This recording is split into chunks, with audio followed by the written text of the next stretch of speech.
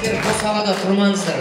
Апа, босағада енді келіп тұрады. Сіз төрге жайлап операторлар тұр ғой, соның қасында тұрыңыз кәнеке. Апа, сол жаққа көке, оператордың қасында терминатор болып тұрыңызшы.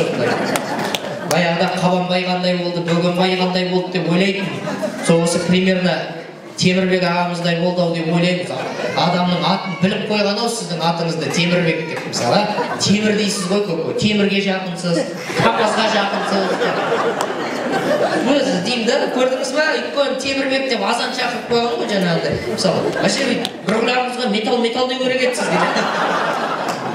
Енді дұрыс енді, әзілдеп ойнап, айтпақшы ой, апа, мен өзім таныстырып кетейін. Мына сөйлеп тұрған тамада қайдан келді, қай жердің жігіті десеңіздер, біздің келген жеріміз Атырау мұнайын сатып, Қостанай бидайын сатып, Қарағанды шахтасының ақшасын беріп, Шымкент мақтасының ақшасын беріп, әйтеуір түгел қазақтың байлығына салынған Нұрсұлтан дейтін қала бар.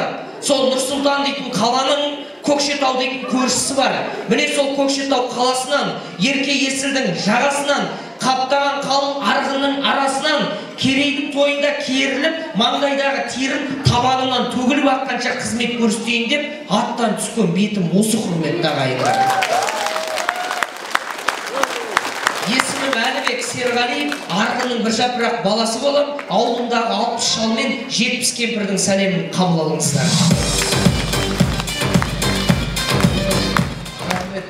Қалай апа, күшті айтып жатырмын өзіңді?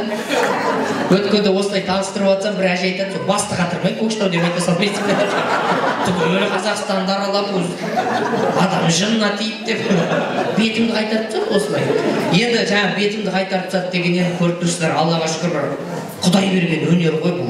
Бізді халық еркелетсе, бетімізден қақпаса, бәрінің көңілін көтеріп, той қалай басталды, соңына дейін солай қызмет көрсетеміз. Бірақ бір әлгі атамыз айтатын, біреу жағыңды сындырса да, сағыңды сындырмасын деп. Бетіміз бір қайтып қалса, қайтып қалады екенбіз, жаманғы сияқты төркініме кетейін деп тұрып қалуымыз мүмкін.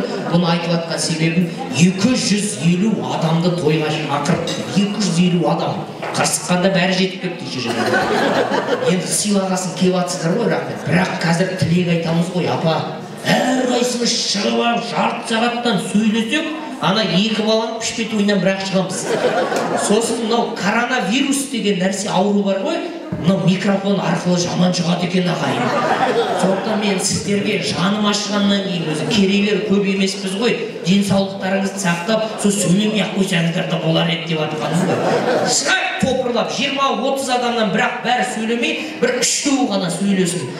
Біраз жасқа келген, көріп қалған солар сөйлесін болды. Кому уже терять нечего. Қалғандарымыз жай шығып суретке түсіп орнымызға қайтайық. Кестік осыған? Все, шапалақ онда!